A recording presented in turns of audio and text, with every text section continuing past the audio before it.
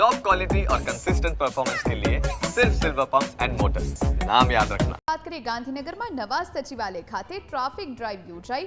Helmet વગર આવતા કર્મચારીઓ દંડાયા। 20 થી વધુ કર્મચારીઓ હેલ્મેટ વગર આવતા દંડ ફટકારવામાં આવ્યો। ગાંધીનગર આરટીઓ જિલ્લા પોલીસની સંયુક્ત ડ્રાઈવ યોજાઈ। ટ્રાફિક ડ્રાઈવમાં 10 જેટલા કર્મચારીઓ જોડાયા। રાજ્યમાં વધી રહેલા માર્ગ અકસ્માતને રોકવા માટે હવે ખાસ ઝુંબેશ જે છે તે રાજ્યના વાહન વ્યવહાર વિભાગ દ્વારા હાથ ધરવામાં આવી છે। વાત કરીએ ગાંધીનગર તો ગાંધીનગરના સચિવાલય ખાતે આરટીઓ અને પોલીસ દ્વારા જે છે તે સંયુક્ત રીતે જે છે તે અહીંયા આગળ ડ્રાઈવ જે છે તે ચલાવવામાં આવી રહી છે। સરકારી કર્મચારીઓ જે હેલ્મેટ વગર આવી રહ્યા છે તે લોકોને અહીંયા આગળ રોકવામાં આવી રહ્યા છે। તે લોકોને જે છે તે મેમો પણ અહીંયા આગળ આપવામાં આવી રહ્યો છે। લગભગ 500 રૂપિયાનો મેમો જે છે તે આપવામાં આવી રહ્યો છે। સવારે 10 વાગ્યાથી જે છે તે આ ડ્રાઈવ શરૂ કરી દેવામાં આવી છે। અધિકારીઓ અહીંયા આગળ આરટીઓના જે છે તે ઊભા છે, વાહન વ્યવહાર વિભાગના અધિકારીઓ ઊભા છે અને જે સરકારી કર્મચારીઓ વગર હેલ્મેટે જે આવતા હોય છે તેમને રોકવામાં આવી રહ્યા છે અને તેમની પાસેથી જે છે તે દંડની રકમ જે છે તે વસૂલવામાં આવી રહી છે। અહીંયા આગળ જે અધિકારી છે તેમની સાથે પણ વાત કરવાનો પ્રયાસ કરીશું કે કેવા પ્રકારની ડ્રાઈવ છે, કેટલા દિવસ સુધી ચાલશે અને ક્યાં ક્યાં ડ્રાઈવનું આયોજન કરવામાં આવ્યું છે। ખાસ કરીને અહીંયા આગળ અધિકારીઓ જે આરટીઓ વિભાગને વાત કરીશું। સર, સૌથી પહેલા આપનું નામ પરિચય જણાવશો? હું VP Patni, OSD, commissioner of transport office. સાહેબ, આજે વાહન વ્યવહાર વિભાગ દ્વારા જે છે ખાસ ઝુંબેશ ડ્રાઈવ શરૂ કરવામાં આવી છે, સમગ્ર રાજ્યમાં કરવામાં આવી છે। ગાંધીનગરની જો વાત કરીએ તો ગાંધીનગરની અંદર નવા સચિવાલય ખાતે આ ડ્રાઈવનો આરંભ કરવામાં આવ્યો છે। કેવા પ્રકારની વ્યવસ્થા છે, કેટલા કર્મચારીઓ જોડાયા છે?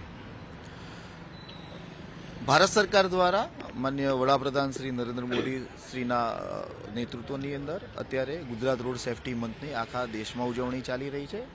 જેના ભાગરૂપે ગઈકાલે union home minister Amit Shah સાહેબના હસ્તે Gujarat road safety awareness campaign 45 ડેઝનું લોન્ચિંગ કરવામાં આવ્યું છે, જે માનનીય મુખ્યમંત્રી શ્રી ભૂપેન્દ્ર પટેલ સાહેબ અને માનનીય મંત્રી શ્રી હર્ષ સંઘવી સાહેબ દ્વારા તેનું માર્ગદર્શન અને દોરવણી કરવામાં આવી રહી છે। જેના અનુસંધાને સરકારી કચેરીઓમાં અત્યારે જે કર્મચારીઓ ટુ વ્હીલર ઉપર હેલ્મેટ પહેર્યા વગર આવે છે અથવા ફોર વ્હીલરમાં સીટ બેલ્ટ બાંધ્યા વગર આવે છે તો તેમના જીવનની સલામતી માટે અને એક સારા દ્રષ્ટાંતો સ્થપાય અને આમ નાગરિકોની અંદર પણ રોજબરોજના જીવનની અંદર પણ તે હેલ્મેટ પહેરે અને સીટ બેલ્ટ બાંધે અને જેનાથી તેમના મહામૂલા જીવનને બચાવી શકાય તેના માટેનો ખૂબ ઉમદા પ્રયત્ન ગુજરાત સરકાર દ્વારા કરવામાં આવી રહ્યો છે। અને આપ લાઈવ જોઈ રહ્યા છો કે અત્યારે ગાંધીનગર ખાતે તેમજ સમગ્ર રાજ્યની અંદર આ ઝુંબેશ ગુજરાત રોડ સેફટી ઓથોરિટી માં Gujarat road safety commissioner Shri Anupam Anand સાહેબ અને અમારા વાહન વ્યવહાર કમિશનર શ્રી અનુપમ આનંદ સાહેબ જ છે। ગુજરાત પોલીસ દ્વારા આ સમગ્ર તેના ગુજરાત રોડ સેફટી ઓથોરિટીના 6 સ્ટેક હોલ્ડરો દ્વારા કાર્યવાહી ચાલુમાં છે। થોડાક મહિના પહેલા ગુજરાત સરકારના સામાન્ય વહીવટ વિભાગ અને વાહન વ્યવહાર વિભાગ દ્વારા પણ એક પરિપત્ર બહાર પાડવામાં આવ્યું, જેની અંદર સ્પષ્ટ લખવામાં આવ્યું હતું કે હેલ્મેટ વગર કર્મચારીઓને સચિવાલયમાં પ્રવેશ આપવામાં નહીં આવે। પરંતુ માત્ર કાગળ ઉપર થોડાક દિવસ માટે જે છે તે મુહિમ ચાલી હતી અને ત્યારબાદ જે છે તે મુહિમ પણ બંધ થઈ ગઈ હતી। હવે ફરી વખત ડ્રાઈવ કરી છે। કાયમ માટેનો કોઈ નિયમ લાગુ કરવાનું કોઈ આયોજન કરી વિભાગનું? કાયદાની અંદર અને નિયમોની અંદર આ રોજ અને સતત રોજિંદા જીવનની આ પ્રક્રિયા છે, આ સતત ચાલતી હોવી જોઈએ, ચાલે છે। આ ખાલી 365 દિવસ ચાલતી પ્રવૃત્તિ છે, પરંતુ સમગ્ર વિશ્વની અંદર અને ભારતની અંદર પણ અગાઉ માર્ગ સલામતી સપ્તાહ અને હવે માર્ગ સલામતી માસની ઉજવણી કરવામાં આવી રહી છે, જેના ભાગરૂપે સઘન આ એન્ફોર્સમેન્ટ અને ની કાર્યવાહી ચાલે છે। અને જે નવા આવનારા યુવાનો યુવતીઓ જે ટુ વ્હીલરો ચલાવે છે, જે ફોર વ્હીલર ચલાવે છે અને એ લોકો જે એનું પાલન નથી કરતા અને આપણે જોઈએ છીએ કે વૈશ્વિક કક્ષાએ ને દેશની કક્ષાએ ખૂબ મોટા પ્રમાણમાં એક્સિડન્ટો અને મૃત્યુનું પ્રમાણ વધ્યું છે।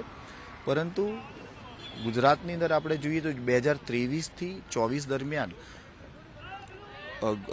આ બધા પ્રયત્નો ગુજરાત સરકારના આ સર્વાંગી તમામને સાથે રાખીને આ જે પ્રયત્નો કરવામાં આવે છે તેના કારણે 4 થી 4.5% જેટલા અકસ્માતોનો ઘટાડો થયો છે, જે દર્શાવે છે કે ગુજરાત સરકારના તમામ ગુજરાત રોડ સેફટી ઓથોરિટીના અંડરમાં આવતા પોલીસ, આરટીઓ અને તમામ વિંગો ખૂબ સારું કામગીરી કરી રહી છે, જે તેના ગયા વર્ષમાં થયેલા માર્ગ અકસ્માતોના ગુજરાત રાજ્યના ઘટાડાને તેની સાબિતીરૂપ આપણે કહી શકાય.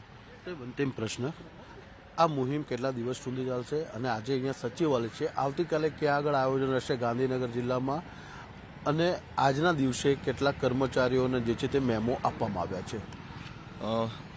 એક્ઝેક્ટ આંકડો મારી પાસે નથી અત્યારે, પરંતુ અત્યારે સમગ્ર રાજ્યની અંદર આ કાર્યવાહી ચાલુમાં છે અને ગાંધીનગર તેનું કેપિટલ છે, એટલે એની અંદર અમે લોકો જ લીડ કરીને આ કાર્યવાહી ચલાવી રહ્યા છીએ અને અમે આને રોજિંદા જીવનનો નાગરિકોના જ્યારે વાહન ચલાવતા હોય તેનો ભાગ બને તેના માટે આ પછી આ તો જ્યાં સુધી સમાજ ના જોડાય ત્યાં સુધી આ આપણે સંપૂર્ણપણે સફળ ના થઈ શકીએ.